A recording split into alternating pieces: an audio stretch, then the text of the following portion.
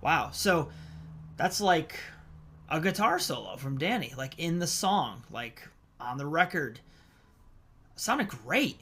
It fit the song, but it still had little tinges of like shreddability to it. That was nice.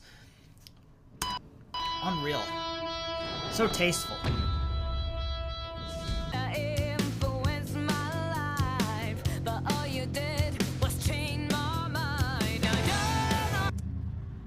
First and foremost, the bass part. What I love about this band is the bass takes such a prominent role, and this song is no exception. Doing a descending bass line from one note down the scale, down 4 notes, and then kind of walking back up, which they do a lot of descending and ascending in this band. Really cool stuff. So classic bass line, great tone, great drum beat.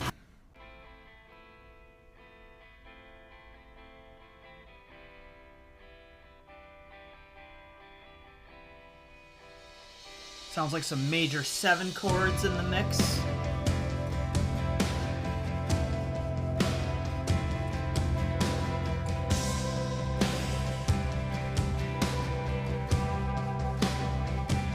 Breath of fresh air.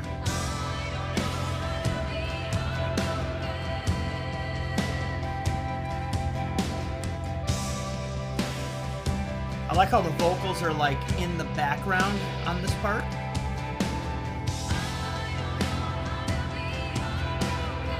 Almost as if it's like reflective in a way, from a different perspective.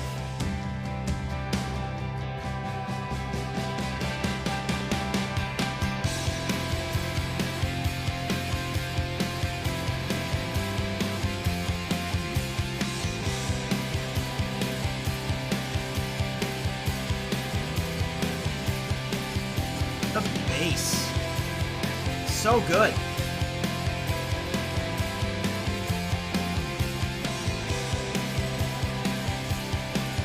That bass guitar makes it.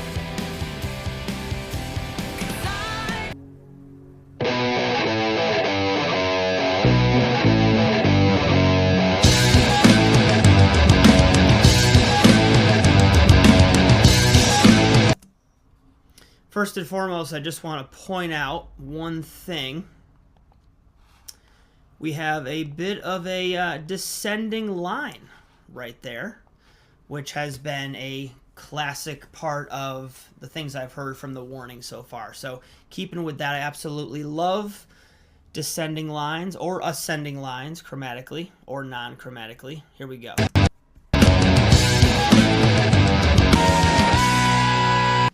Actually, I think... Hold on a sec. Hold on.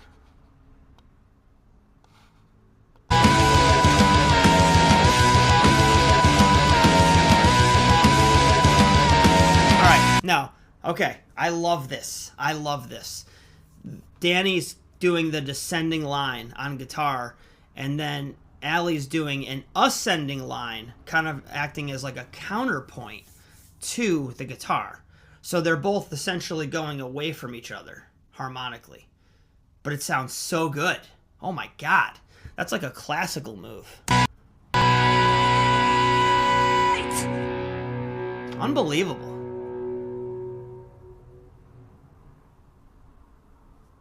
Unbelievable. You know, because at first glance, it kind of sounds like a pop tune. But then you put the earbuds in and you really listen, and you realize so much more to this.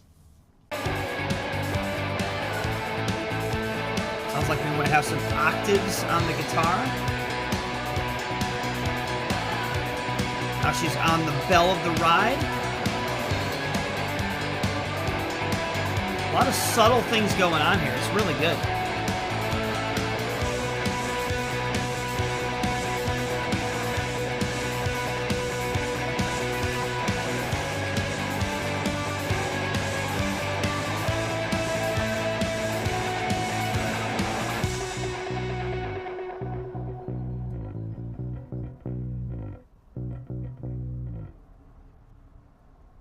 Nice.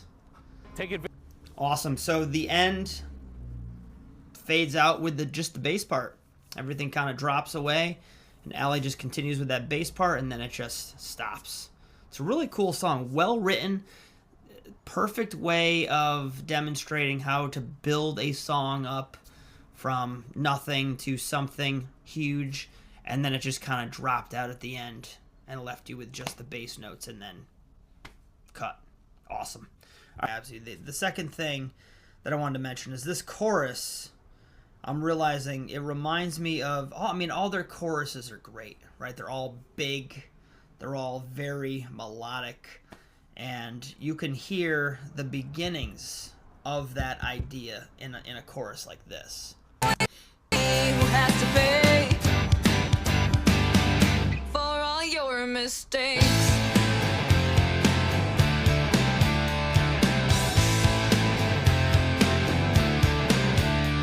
I knew we were different. That was so cool, that little interlude part. Almost got like a Rush vibe on that feel. I love how she used the ride for that part, and just the guitar and bass, like the sound of everything really worked nice with the sound of the ride. And then it goes right back into the verse. This is a well-written tune.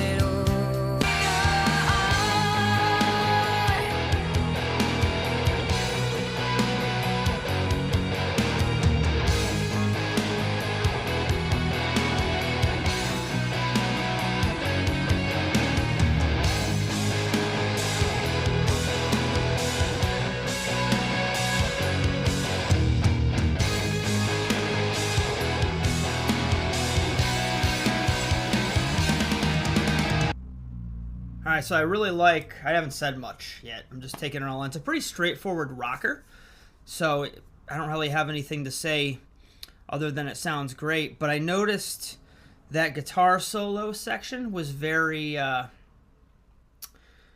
spacey sounding, right? She had some sort of effect on her guitar, which really lent to the drama of the song. Right, I thought that was a very wise choice. Instead of just a rip-roaring solo, it was more of a mellow, kind of droney kind of solo. I liked it. I also noticed that Paulina was doing this every other beat kind of thing on the China cymbal, which is something that I haven't heard much from them.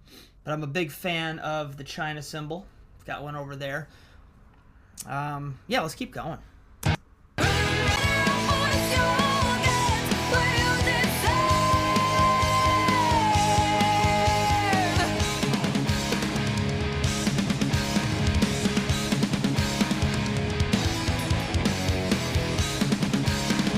Nice.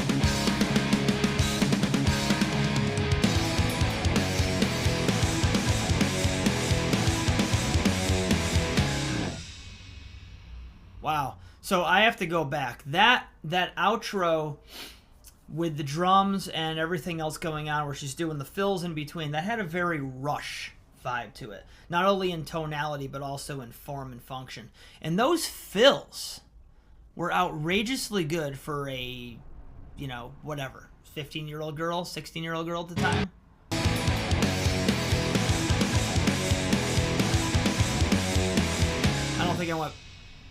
I didn't go back far enough. Wow.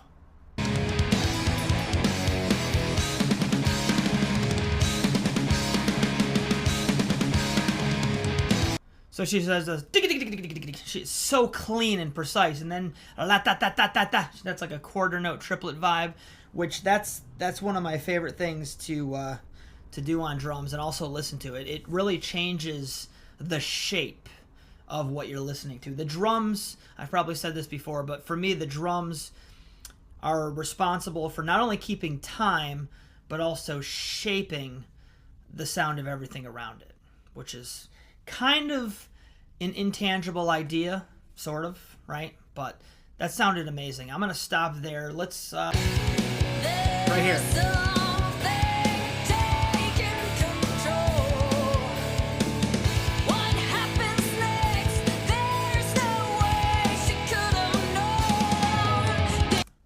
What a great transition out of the verse into the pre-chorus. And now I believe we're about to enter the chorus. Wide open chords on that section. It sounded really good against what she was singing. Very cool. Let's jump into the chorus.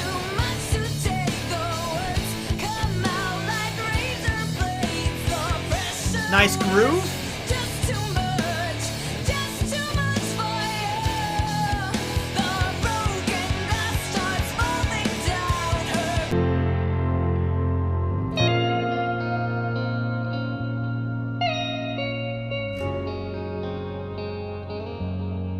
This is so advanced.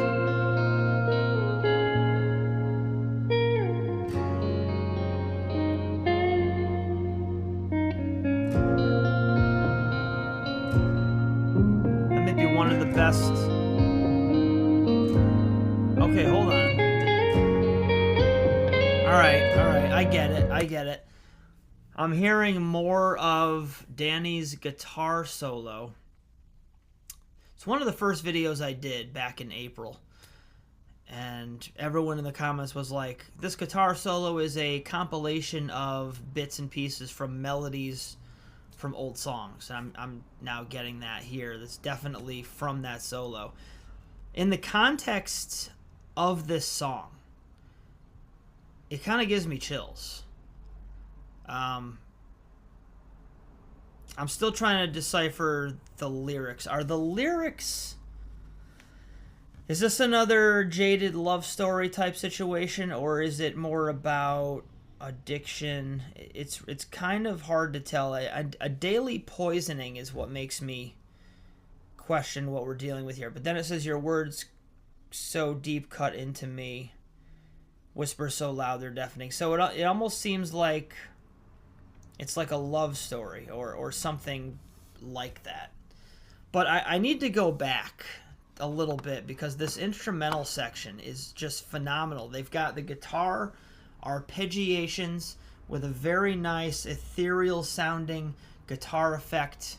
The bass is weaving in and out of the chord changes, and it all works so well. Let's just go back a little bit here.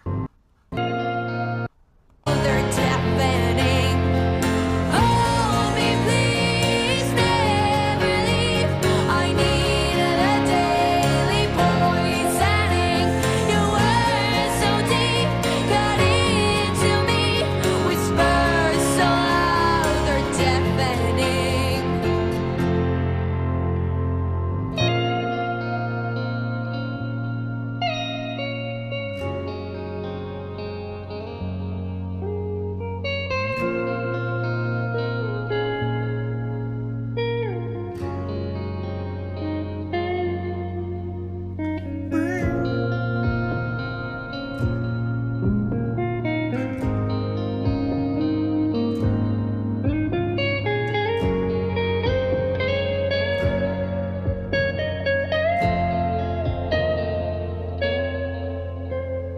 Tell me how it I gotta say, I've heard some of Danny's solo stuff, and it's always good, but those notes and those rhythms and the way she orchestrated it and arranged it to go through the chord changes was like highly sophisticated, right?